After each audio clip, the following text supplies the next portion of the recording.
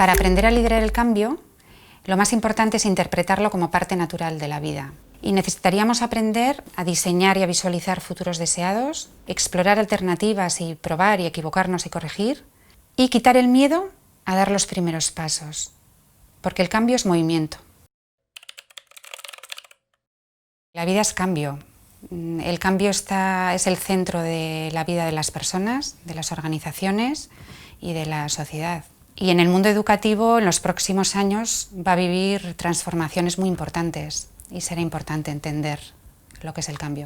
A los niños se les puede enseñar, animándoles a hacerse preguntas, proponiéndoles probar cosas distintas, experimentar, enseñándoles que equivocarse es parte del proceso de aprendizaje.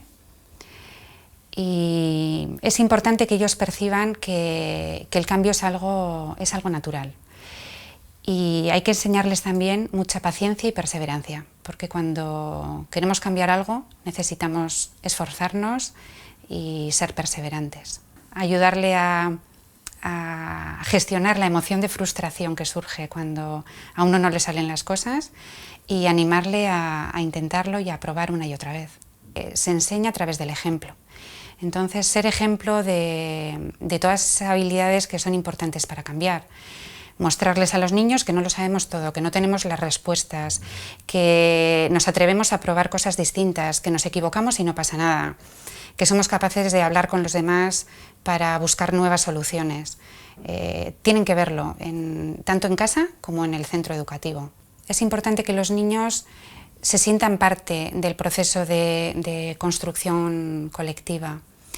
Y también les entrenaría mucho en conversar, en debatir, en hablar con los demás. Entrenaría la capacidad de conversación. A los docentes les diría, en primer lugar, que interpreten el cambio como una parte natural, como algo natural y como algo enriquecedor. Después les diría que es importante que miren a muy largo plazo, que se animen a probar y a experimentar con nuevas metodologías, sabiendo que no van a acertar a la primera.